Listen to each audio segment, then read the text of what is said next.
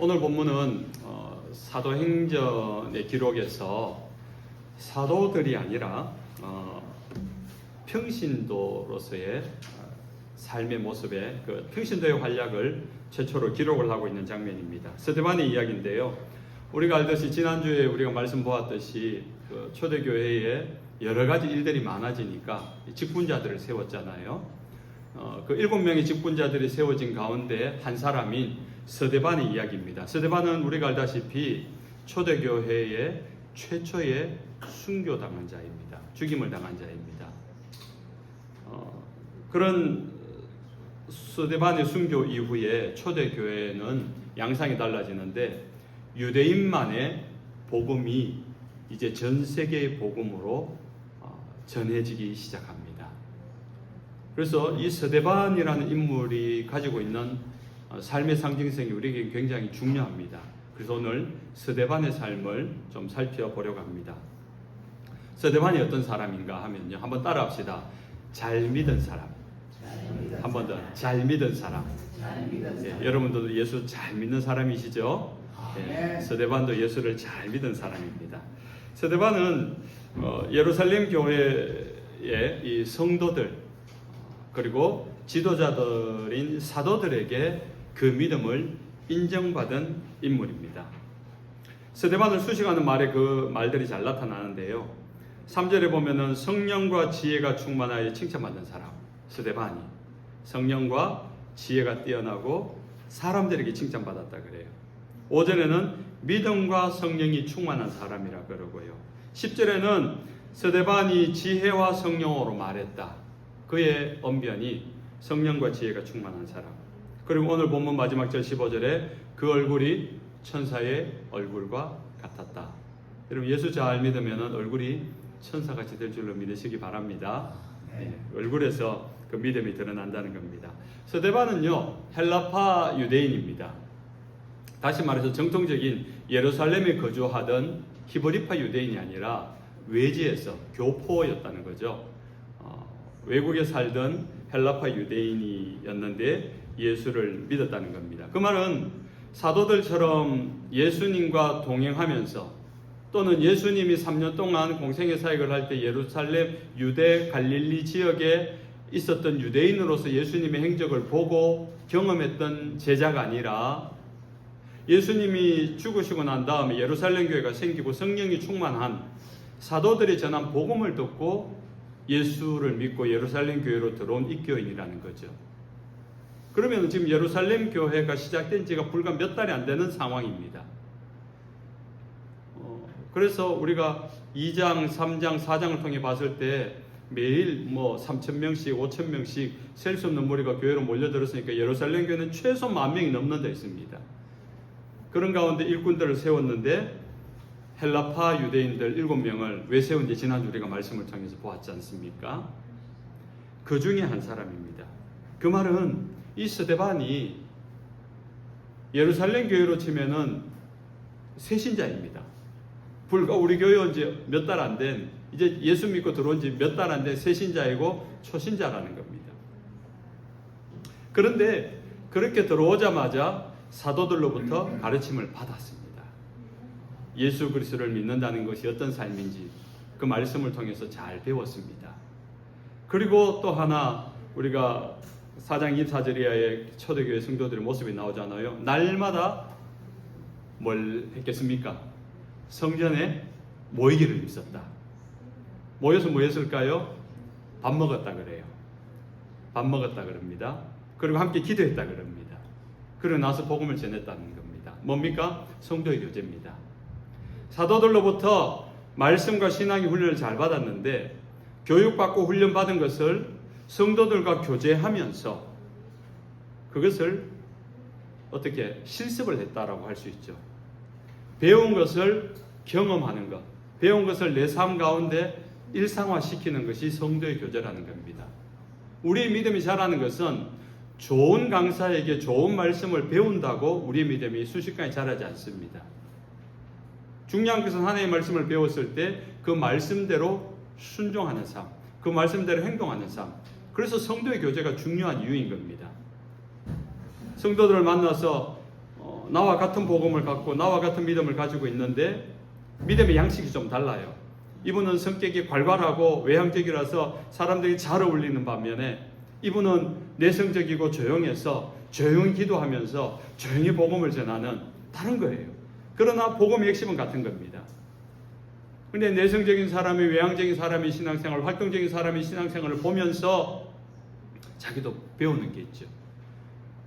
또 과묵하면서 깊은 기도를 하면서 소극적인 것 같지만은 진중하게 움직이는 사람을 보면서 하나님에 대한 진지한 신앙을, 또 활동적인 사람은 또 도전을 받을 수 있는 거고요. 여러분, 서로를 바라보면서 우리는 신앙을 배우는 겁니다. 그래서 성도의 교제가 중요합니다. 그래서 교회 안에서 우리가 믿음의 교제를 해야 됩니다. 나 혼자 하나님 잘 믿으면 되지. 나 혼자 성경 읽고 나 혼자 예배하면 되지. 거룩하고 경건한 것 같아요. 세상 가운데서 세속에 물들지 않는 열심 있는 모습 같은데, 그런 성도를 일컬어서 요즘 유행하는 말이 있습니다. 그런 성도를 뭐라고 합니까? 가나안 성도. 가나안. 거꾸로 하면 뭡니까? 안 나가. 교회는 안 나가고, 교회 나가면 사람들 만나면은 실망하고 상처받고 속 시끄럽고 신경 쓰이는 거 많고, 그냥 내가 하나님 어디든 계시니까 집안에서 인터넷 틀어놓고 예배하고 말씀 보고 기도하고 나 하나님 잘 믿을란다. 만약에 하나님께서 그걸 허락하셨다면 교회를 처음부터 세우지 않으셨겠지요. 하나님께서 교회를 세우신 이유는 성도들의 교제를 위해서입니다. 그 교제를 하면서 만나고 교제하고 배우는 겁니다. 그래서 교제를 할 때 선한 영향을 끼치십시오. 우리가 기도하는 사람과 친해지면요, 그 사람도 기도하는 사람이 됩니다. 말씀에 은혜 받는 사람, 말씀에 강한 사람을 만나면요, 나도 덩달아 말씀을 읽고 싶어집니다. 만나면 원망하고 비판하고 불평하는 사람 만나잖아요. 신앙은 가졌는데 원망하고 비판하는 신앙을 가지게 돼요. 그래서 여러분, 내 신앙의 모습이, 내 삶의 모습이 누군가에게 영향을 끼치고 있구나를 생각하면서 선한 영향을 끼칠 수 있는 저와 여러분 되시길 바랍니다. 어떤 사람이 신앙을 가늠하려고 하면은 그 사람이 가진 신앙관을 보면 잘 알 수 있습니다. 그런 부분에 있어서 이 스데반은 잘 사는 사람입니다. 한 번 더 따라합시다. 잘 살자. 예. 처음엔 뭐라고요? 잘 믿자 그랬습니다. 잘 믿은 사람. 스데반은 두 번째 잘 사는 사람이에요. 어떻게 잘 살았습니까? 세상은 돈 많이 벌고 높은 지위를 얻으면은 잘 산다. 저 사람 잘 사는 사람이다. 잘 산다 하는데, 하나님께서 말씀하신 잘 사는 사람은 다릅니다. 하나님의 말씀 앞에 얼마나 순종하느냐. 스데반의 삶을 보면요, 그의 삶이 어떤지가 잘 드러납니다. 오늘 본문 8절에 보면 스데반이 은혜와 권능이 충만하여 큰 기사와 표적을 민간에 행하니라고 이야기합니다. 스데반이 하나님께 받은 은혜와 권능이 충만해서 기사와 표적을 민간, 대중들에게, 사람에게 전했다라는 겁니다. 기사와 표적이 뭡니까? 기사는요, 사인이에요. 표식입니다. 하나님의 뜻을 말하는 겁니다. 스데반의 삶 속에서 스데반과 조금 이야기를 해보면은, 스데반이 살아가는 삶의 모습을 보면은, 하나님의 뜻이 뭔가가 그 사람을 통해서 알게 된다는 겁니다. 표적은 뭡니까? 기적과 능력 같은 영향력을 말합니다. 스데반이 기도를 하니까 병든 자가 나았어요. 스데반이 기도하니까 귀신에 떨려서 고생하던 사람이 귀신이 떠나갔다는 그런 기적과 능력을 경험하면서, 저 사람은 하나님이 함께하는 사람이구나, 하나님의 능력 있는 사람이구나를 민간이 알았다, 대중들이 알았다는 겁니다. 그런데 놀라운 것은요, 성경을 읽어보면 기사와 표적을 행했다라는 말 뒤에 항상 따라 나오는 사람이 누군가 하면 예수님이었어요. 아니면 12사도들이었습니다. 그래서 이 기사와 표적, 하나님의 사인과 하나님의 능력을 나타내는 사람은 예수님 아니면 예수님의 사도들이었는데, 평신도 가운데 스데반의 삶 속에서 그 기사와 표적이 행해졌다는 겁니다. 이것이 놀라운 일입니다. 그리고 스데반이 지혜와 성령으로 말함을 그들이 능히 당하지 못하여라고 10절에 말합니다. 스데반이 사람들이 모여있는 회당으로 와서 복음을 전합니다. 그런데 그곳에 모여있는 사람들은 헬라파 유대인들이 모여있는 회당입니다. 헬라파 유대인이 누구라고요? 외국에 있는 교포들. 미국에 살고 일본에 살고 뭐 중국에 살고 뭐 인도에 살다가 이 유대인 예수 하나님을 믿는 그 신앙 때문에 예루살렘 성전으로 모여든 유대인들. 얼마나 열심히 있으면은 그렇게 매년 절기 때마다 예루살렘 성전에 가서 예배하려고 찾아가겠습니까? 그만큼 경건하다는 거예요. 그 정도로 열심히 있다는 것은 하나님의 말씀에 정통하다는 겁니다. 모두가 율법에 있어서 율법을 달달달 외울 정도로, 비록 해외에 떨어져 살고 있지만은 그들이 하나님의 모세 율법들을 다 외우면서 암송하면서 그 율법을 지키려고 몸부림치는 사람들입니다. 율법의 전문가들입니다. 그런 사람들이 한 명도 아니라 무리로 모여있는 회당에 찾아가서 스데반이 예수 그리스도의 복음을 전하는데, 이 율법 전문가들이 스데반의 이야기를, 논리를 이길 수 없었다, 당해낼 수 없었다라는 겁니다.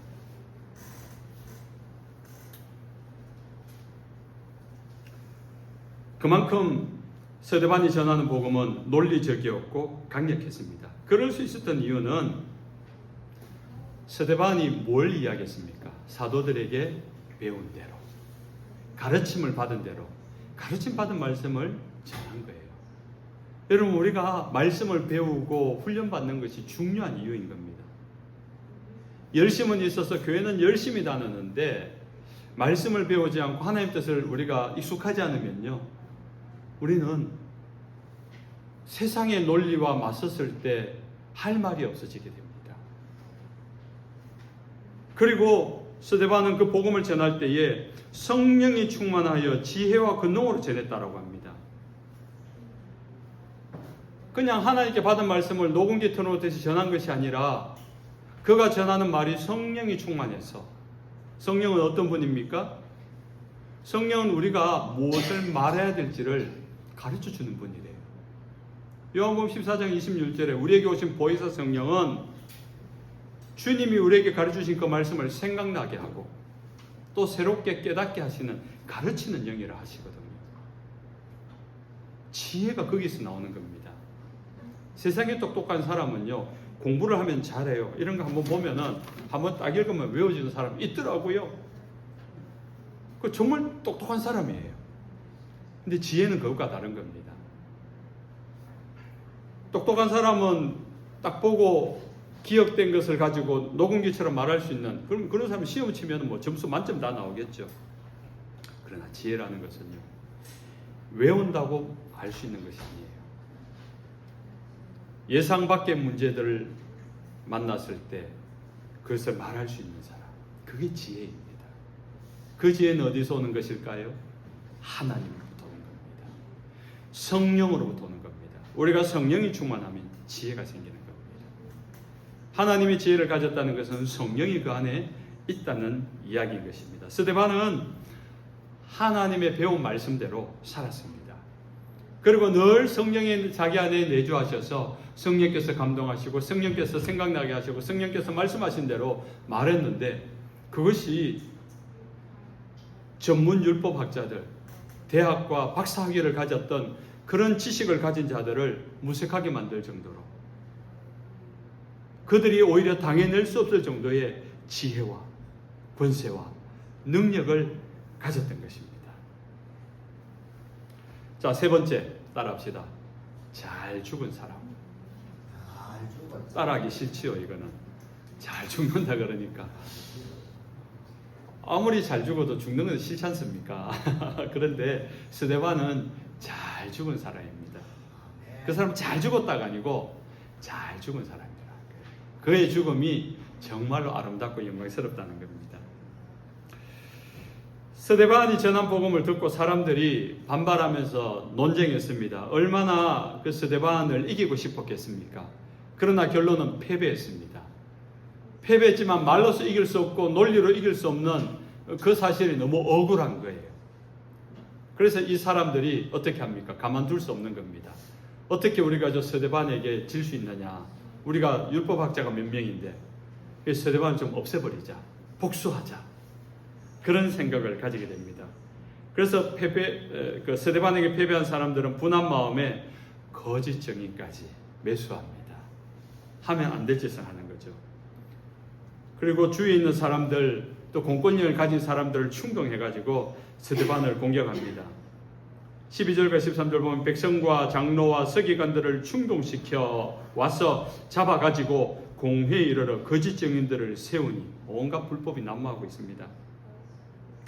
스데반을 공회로 끌고 가서 적결 심판 재판장이 열립니다. 재판장에 세워놓고 거짓으로 돈으로 매수한 사람들, 거짓 증인들을 세워서 거짓 증언을 하게 합니다.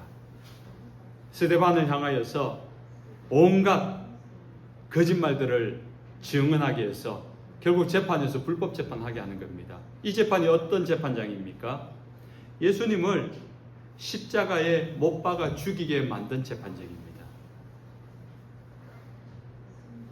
예수님이 전한 그 복음을 듣기 싫어서 예수님을 불법한 재판장에 세워서 불법한 재판으로 불법한 거짓 증인들을 세워서 그 예수님을 죽인 것처럼, 예수님이 전한 복음을 그대로 전하고 있는 스데반을 다시 불법한 재판을 가지고 불법한 증인들을 세워서 불법한 판결을 내리고 있는 자리인 겁니다. 얼마나 억울한 자리입니까? 얼마나 말이 안 되는 자리입니까? 세상에 힘을 가졌고 돈을 가졌고 영향력을 가진 사람들이 이런 일을 할 수 있는 겁니다. 그 불의함 앞에 속수무책으로 당할 수밖에 없는 것이 스데반의 현실입니다.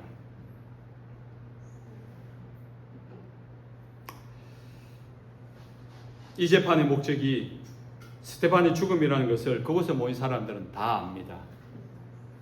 거짓말을 해서라도, 거짓 증언을 해서라도 없애버려야지 내 속이 시원할 것 같다, 내 상한 자존심이 좀 회복될 것 같다, 그런 마음입니다. 자신들의 계획대로 재판이 진행됩니다. 스데반이 거기에 대해서 아무런 항변을 하지 않습니다. 저 증인들은 거짓말이요 라고 말하지 않습니다. 그 정언에서 스데반은 예수를 이야기합니다.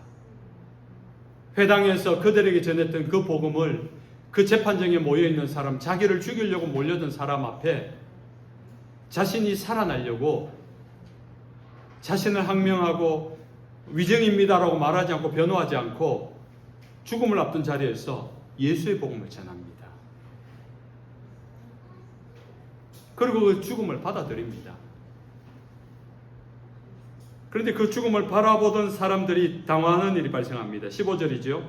공회 중에 많은 사람들이 다 스데반을 주목하여 보니 그 얼굴이 천사의 얼굴과 같더라. 지금 스데반을 죽이겠다는 판결이 나오고 있는 상황인데, 죽음을 앞둔 스데반의 반응이 자신들이 기대한 반응과 전혀 다르다는 겁니다. 억울할 텐데, 분할 텐데 그냥 죽임을 받아들인다는 겁니다. 억울합니다. 분합니다. 나는 잘못이 없습니다. 그런 몸부림을 치는 모습이 아니라 스데반의 얼굴을 주목하여 보니까, 이제 사형 판결이 나오는데 스데반의 얼굴을 주목하여 보니까 너무 평안한 겁니다. 너무 잠잠한 겁니다. 오히려 미소가 느껴집니다. 마치 천사가 있다면은, 천사를 보았다면 천사에게서나 볼 수 있는 평안함과 기쁨과 영광스러움의 표정이 스데반의 얼굴에서 읽혀진 겁니다. 아마 이 성경에서는 표현이 되지 않았지만은 이렇게 표현될 때, 스데반의 얼굴이 천사 얼굴과 같았더라 라는 말을 할 때에는 아마 사람들의 마음속에는 한결같이 소름이 돋았을 것 같습니다. 두려워해야 되는데, 잘못했다고 타협해야 될 텐데, 소리 지르며 발악하면 나는 죄가 없다라고 항명해야 될 것 같은데, 자신들이 기대한 건 전혀 다르게 잠잠하고 평안하고 기뻐하고 오히려 웃고 있는 그 모습에 두려움마저 느끼는 경외감입니다. 경외감이라는 단어 속에 가진 것은 조심스러움이에요. 함부로 다룰 수 없는 극도의 조심스러운 긴장감을 말하는 것이 경외감 아닙니까?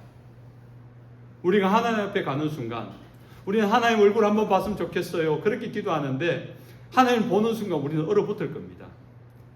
극도의 긴장감으로 심장이 아마 숨을 못 쉴 것 같은 아마 그런 때가 될 겁니다.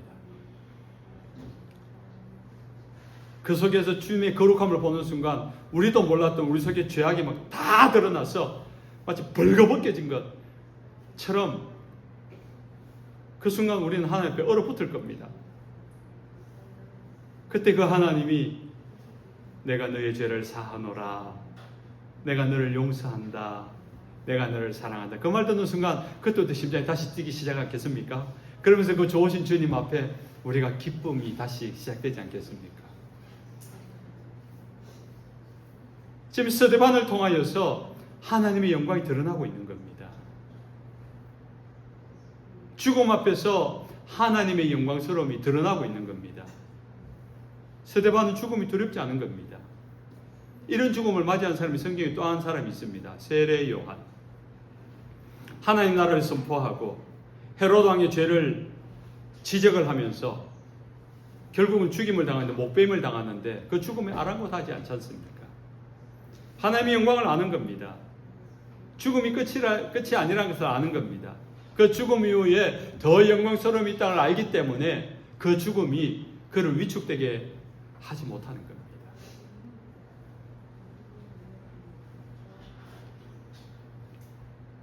그래서 스데반은 자신을 죽이려고 모여있는 악마 같은 사람들을 보지 않고 지금 자신을 향하여 맞이하려고 두 판을 벌리고 기다리고 계신 예수님을 보고 있는 겁니다. 자신을 죽이려고 불법하게 급하게 열린 재판정이 아니라 자신을 맞이하려고 열린 하늘문을 보고 있는 겁니다. 보는 게 달라요. 그러니까 그 죽음조차도 두렵지 않고 오히려 영광스럽게 받아들일 수 있는 것입니다. 나아가 거짓과 술수로 자신을 죽이려는 사람들을 용서합니다. 60절에 보면은 저들이 하는 죄를 저희가 알지 못합니다. 저들의 죄를 용서해달라고, 오히려 자신을 거짓 증언으로 죽이는 그들을 용서해달라고 대신 기도하는 스데반의 기도가 나옵니다. 그리고 자신의 영혼을 맡길 주님 앞에 설 수 있습니다. 여러분, 도대체 우리 인생에 어떻게 살면은 우리의 죽음을 이렇게 영광스럽게 마무리할 수 있겠습니까?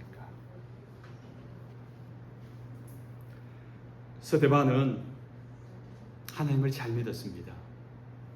그 말씀대로 잘 살았습니다. 그러니까 죽음의 때가 되었어도 그 죽음을 순순히 잘 받아들이고 그 죽음조차도 영광스럽게 마무리를 하는 겁니다. 이제 말씀을 맺습니다. 사랑하는 하나님의 백성 여러분, 사랑하는 하나님의 백성 여러분, 아멘. 우리 예수 잘 믿읍시다. 아멘. 그 믿음으로 잘 삽시다. 아멘. 그래서 그 죽음을 잘 맞이합시다. 아멘. 스데반처럼 그 죽음의 순간에 영광스러운 죽음으로 주님 앞에 설 수 있는 저와 여러분 되시길 주 예수님 이름으로 축원합니다. 아멘. 아멘.